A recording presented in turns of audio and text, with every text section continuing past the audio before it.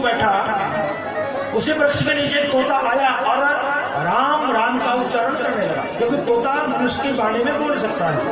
और जैसे ही राम राम कहा तो उसने समझा कि आए तो आप सफल हो गए और लौट कर घर चले गए। पुराणांतर में कथा आती है कि एक दो वृक्ष के नीचे और पहुंचा, लेकिन अब सफल हुआ, वो घर आ गया। और घर जब वो आया तो कयाधु जो राजरानी थी, हिरण्यकश्यप की धर्मपत्नी, उनकी इतनी ताकत नहीं थी कि मैं पूछ लूं कि आप बगैर तपस्या किए क्यों लौट आए। तो माताएं बहनें बड़ी होशियार होती हैं। मैं चतुरता का एक परिचय देता, आपको आवाज आ रही है मेरी? नहीं आ रही?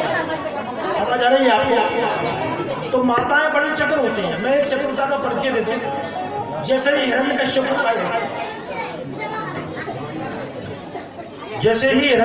आए तो कयाधु ने जो दासियां काम कर रही थी ना रसोई घर में, अब प्रवर्तन के अनुसार हम उसको किचन बोलने लगे हैं, तो उस रसोई घर में जो दासियां काम कर रही थी, कयाधु ने एक तरफ हटा करके गरम गरम पकोड़े बनाए हिरण्यकश्यप के लिए। पड़ोसी गई पूछा, बोले महाराज मैं आज समझी नहीं, आपने जिस काम का बीड़ा उठाया है कभी आप किसी काम को बगैर किए लौटे नहीं, लेकिन आज क्या कारण है? हिरण्यकश्यप का मन एकदम से भोजन में भूल गया।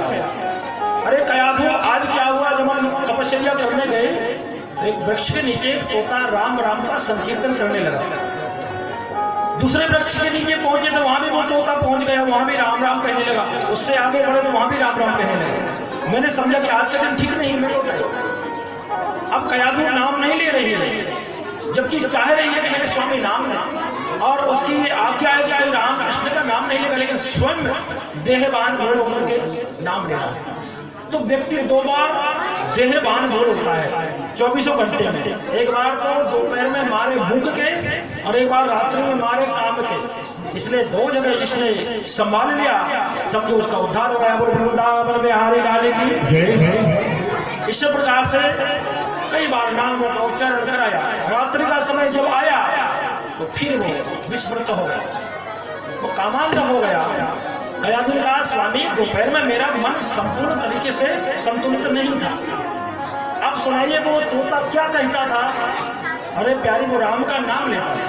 अब कयाधु कितने होशियार है कि खुद तो स्वयं तो नाम नहीं उच्चारण कर रहे हैं, अपदु पति से जिनकी आज्ञा है किसी को राम का नाम नहीं लेने देते, उनसे ये संकीर्तन करा रहे हैं। ऐसा 108 बार संकीर्तन कराया।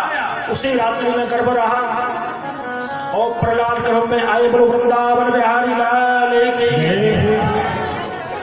कहने का तात्पर्य हमारा भाव शुद्ध होगा तो हमारी संतान भक्त बनेंगी, सदाचारी होंगी और अच्छे संस्कार देंगे।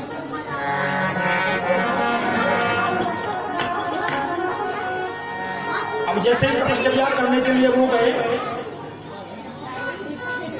इतने में इंद्र आ गए,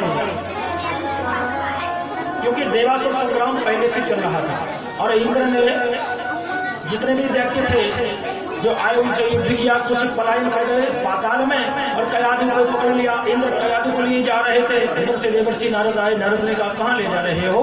बोले इसके अंदर जो गर्भ है, जो बच्चा जन्म ले लेगा उसको मार डालूंगा, कयाधु को छोड़ दूंगा। देवर्षि नारद ने कहा कि इसके अंदर भगवान का भक्त बन रहा है। 3 परिक्रमा किए देवर्षि नारद ने और इंद्र को वहां से लगाया और कयाधु को अपने आश्रम पर लेकर पहुंचे। अब देवर्षि नारद ने समझा कि अब समय कैसे व्यतीत हो, तो श्रीमद् भागवत महापुराण की कथा कयाधु को सुनाई। जब तक तपस्या करके नहीं आ जाते हैं तब तक कयाधु से कहा यही रहो, और परम उग्र तप किया हिरण्यकश्यप ने। ऐसा परम दारुण तप हम तो पता है 3 घंटे कथा में आसन लगाकर नहीं बैठ पाते, क्योंकि ये कर्मलोक है, जितना करोगे उतना मिलेगा। मैं देखता हूँ, नहीं कहना चाहिए, श्रोता आते हैं बैठते हैं भाग जाते हैं, पता नहीं क्यों। या तो कथा अच्छी नहीं लगती है, या साज सज्जा अच्छी नहीं लगती है, या हमारे कलाकार कोई भी एक मेरा भाव मैं कहूँ तो कथा के 2 पहलू होते हैं, ध्यान दें। कथा के 2 पहलू होते हैं, एक तो सफल कार्यक्रम, दूसरा सार्थक कार्यक्रम। सफल कार्यक्रम का मतलब होता है कि हम कार्यक्रम करें, अच्छी साज सज्जा हो, बैठने की व्यवस्था हो, लोग आए, प्रसादी अच्छी हो, स्वागत सत्कार अच्छा हो उनका, ये तो सफल कार्यक्रम हुआ। दूसरा होता है सार्थक कार्यक्रम। सार्थक का मतलब होता है कि हम कथा से कोई अर्थ निकालें, कोई नियम लें। ये सूर्य नारायण को अर्घ्य देंगे, तुलसी में जल चढ़ाएंगे, गाय को ग्रास देंगे, ये सार्थक कार्यक्रम होता है। तो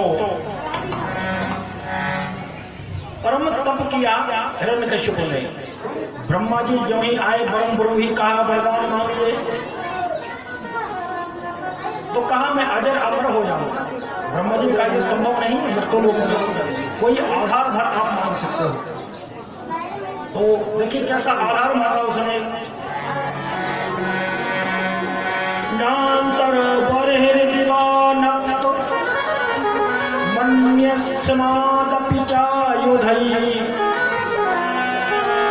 ना भूमौ नाम्बरे मृत्युर ना नरैर्न मृगैरपि।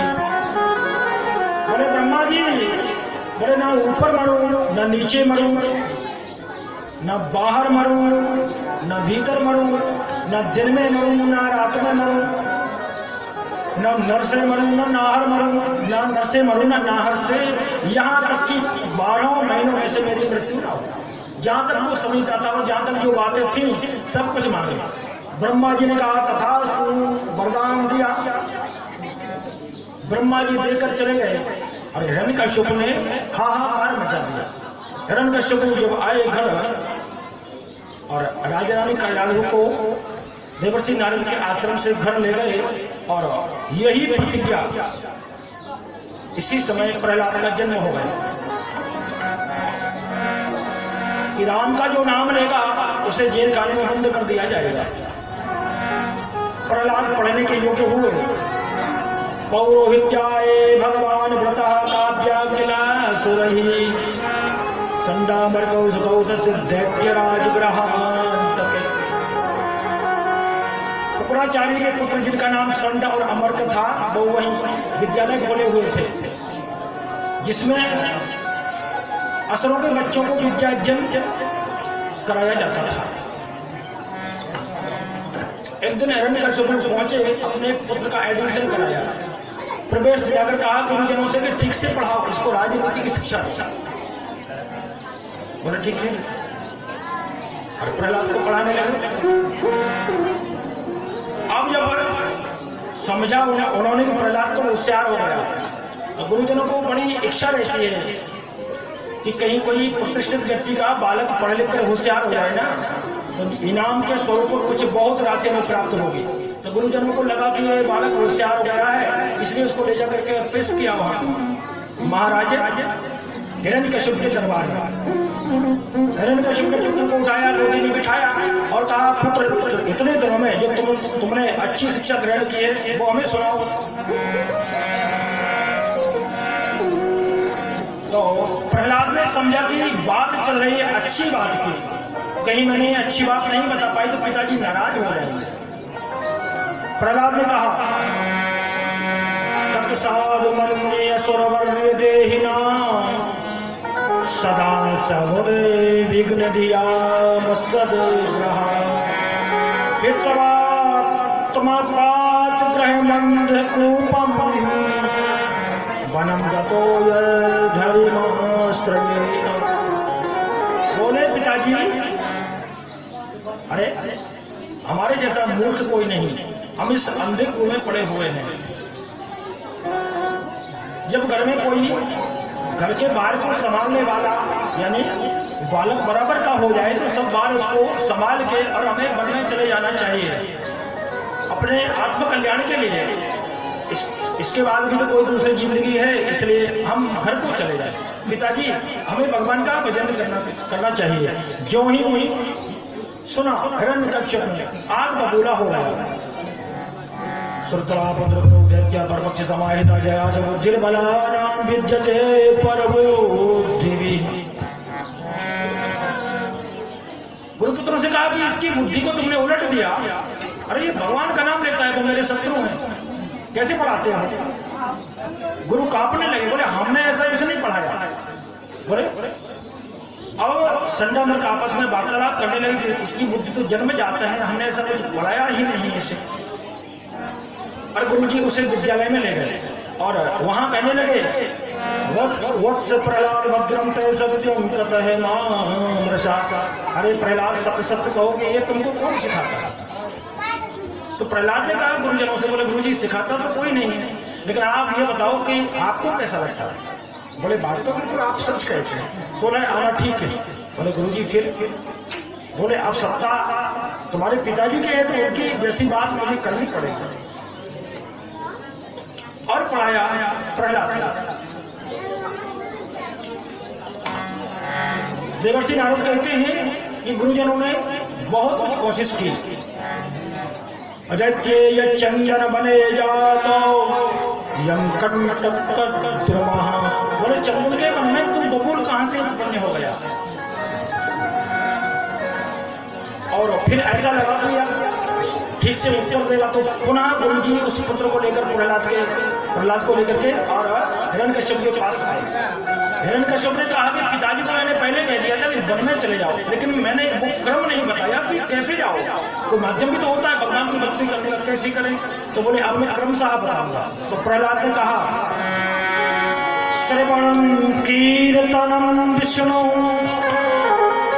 स्मरणम पाद सेवनम